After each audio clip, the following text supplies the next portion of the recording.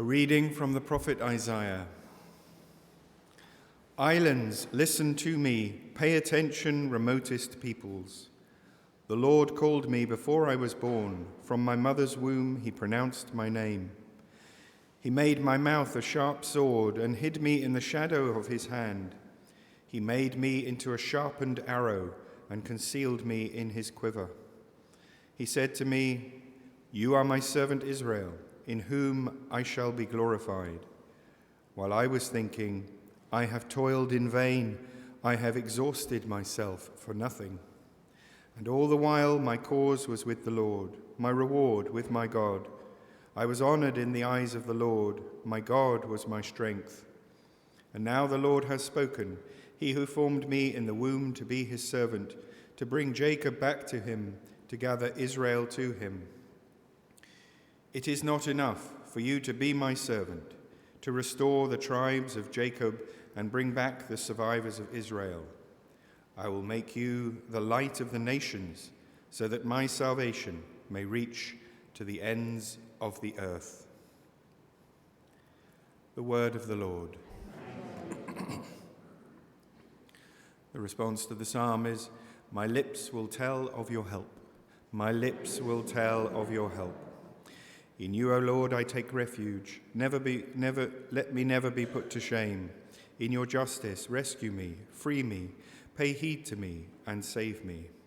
My lips will tell of your help. Be a rock where I can take refuge, a mighty stronghold to save me. For you are my rock, my stronghold. Free me from the hand of the wicked. My lips will tell of your help. It is you, O Lord, who are my hope, my trust, O Lord, since my youth. On you I have leaned from my birth. From my mother's womb you have been my help. My lips will tell of your help. My lips will tell of your justice, and day by day of your help, though I can never tell it all. O God, you have taught me from my youth, and I proclaim your wonders still. My lips will tell of your help. Glory and praise to you, O Christ. Hail to you, our King. Obedient to the Father, you were led to your crucifixion as a meek lamb is led to the slaughter. Glory and praise to you, O Christ.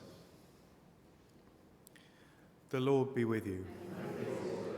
A reading from the Holy Gospel according to John.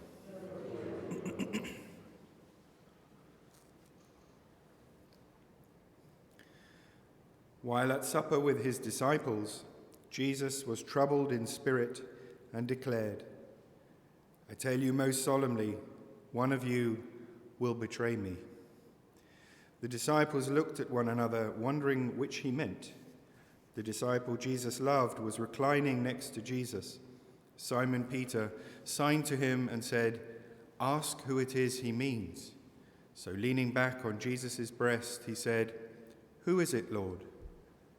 "It is the one," replied Jesus, "to whom I give the piece of bread that I shall dip in the dish." He dipped the piece of bread and gave it to Judas, son of Simon Iscariot. At that instant, after Judas had taken the bread, Satan entered him. Jesus then said, "What you are going to do, do quickly." None of the others at table understood the reason he said this. Since Judas had charge of the common fund, some of them thought Jesus was telling him, "Buy what we need for the festival," or telling him to give something to the poor. As soon as Judas had taken the piece of bread, he went out. Night had fallen. When he had gone, Jesus said, "Now has the Son of Man been glorified, and in him God has been glorified. If God has been glorified in him, God will in turn glorify him in himself, and will glorify him very soon. My little children, I shall not be with you much longer. You will look for me, and as I told the Jews, where I am going, you cannot come." Simon Peter said, "Lord, where are you going?" Jesus replied, "Where I am going, you cannot follow me now. You will follow me later." Peter said to him, "Why can't I follow you now? I will lay down my life for you." "Lay down your life for me," answered Jesus. I tell you most solemnly, before the cock crows, you will have disowned me 3 times. The Gospel of the Lord.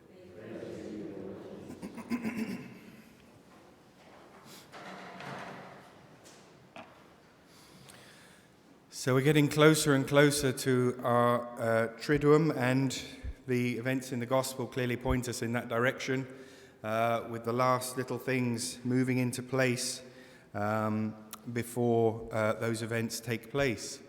And perhaps just for a couple of days in the year, we hone in on this person of Judas. We don't really talk about Judas much for obvious reasons.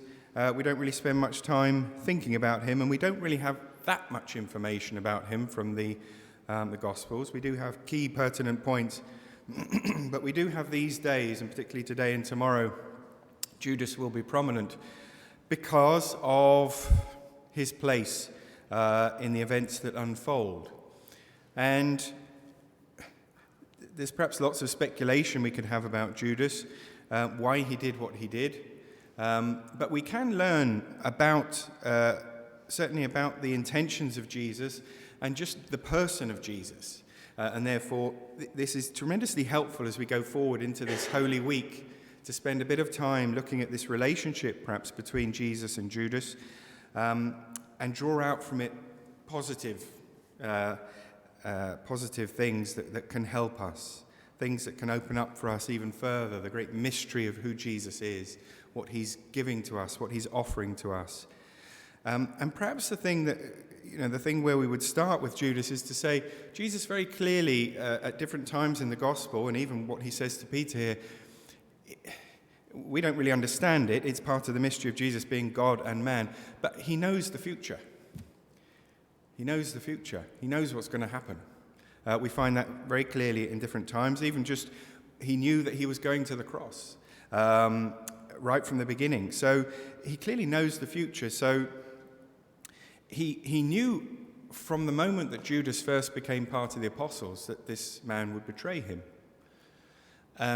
So that tells us something about Jesus, that nonetheless he was willing to try and help Judas, to try and open up for Judas a different way, because in no way could we say that Jesus somehow forces Judas to do what he does, or even on a more supernatural level, that God somehow forces Judas to do what he does. Some people have said, well, isn't it unfair of God to create Judas and for Jesus to allow him into his inner circle? If he knows Judas is going to betray him, that's God's fault.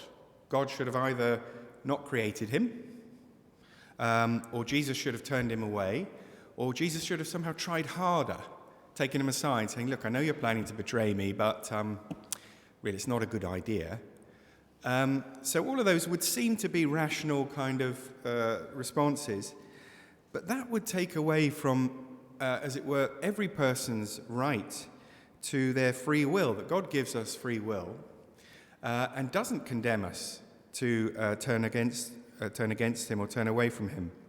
So one could imagine that in the 3-something years that Jesus spent with Judas, he would have given him so many chances. He was one of the 12 apostles. He saw what only a privileged group of people have ever seen, the Son of God up close, doing things, saying things, living with him, eating with him, having breakfast with him, walking along the road with him, umpteen moments to talk to him, to find how Judas could be helped, because clearly there was something broken in Judas. There was something dysfunctional. There's some reason why he couldn't accept this message that Jesus was offering. He had every chance. And there is a bit of an enigma there. Why didn't he respond? Why didn't he get it?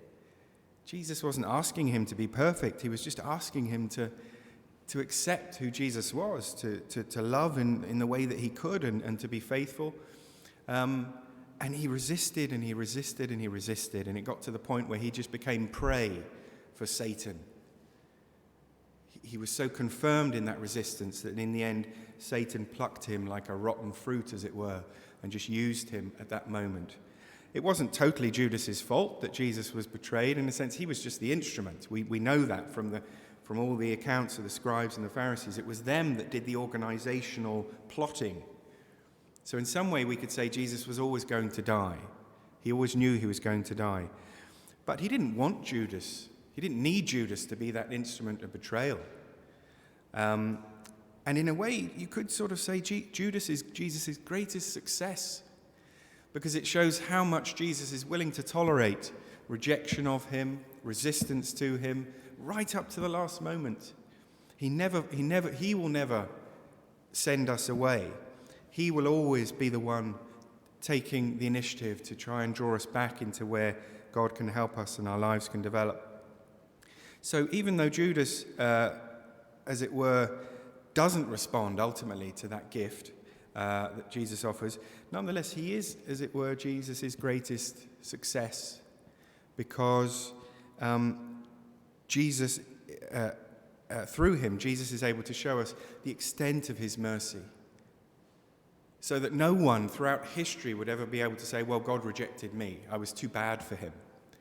If he didn't even reject Judas, what excuse do the rest of us have to not understand, not perceive something of the infinite mercy of God that Jesus is bringing amongst us? So we have no excuse. Our only excuse would be, well, I just want to be like Judas for rather inexplicable reasons. I just want to reject goodness. I want to reject love. I want to reject God. I'm too bad for it. But that would be our own conclusion. We couldn't draw that conclusion from the gospel. Jesus doesn't give us that right. It would purely be a singular decision on our behalf to use our free will ultimately against the one who gave it to us. And that has consequences. We don't know Judas's destiny. We know that he took his own life, so he was in profound despair, but he's in the hands of God at that point. But the lesson seems to be clear that we can reject ultimately what God is offering us, and it will be our decision, and therefore, each one of us has to look into our hearts humbly and pray for the grace to not do that. Doesn't mean that God is demanding immediate perfection and that we all have to be everything that we could be. That would, again, take our eyes off Jesus and put them back on ourselves. It's Jesus that God offers us to become the person, through whom we become the person that we can be, because we understand what a gift he is, that there's no limits to his mercy, there's no limits to his love, and he will continuously offer us opportunities. And we're not predestined to be rejected by God. That would be unthinkable. That wouldn't be in the nature of God at all, to predestine us to be lost. He predestined us to know his love, and he desires for us to respond to that love, but he respects our free will. And that's actually what gives us our dignity as creatures created in his image, that he respects our free will. He respects our choice, whether we love or whether we don't love. And that's why Jesus says, love.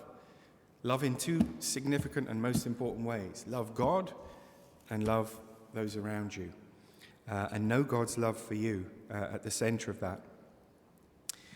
So, these are the events that pave the way to our Lord's gift of himself on the cross. So let's pray to, most importantly, be inspired by this continual offering of this message of mercy, so that as we go forward into this Holy Week, it truly is a profound personal experience for us that speaks to each one of our souls, each one of our hearts, and draws us forward with great confidence and hope that Jesus is indeed the one that God has sent to us to draw out the true nature of who we are as beings beloved and loved by God.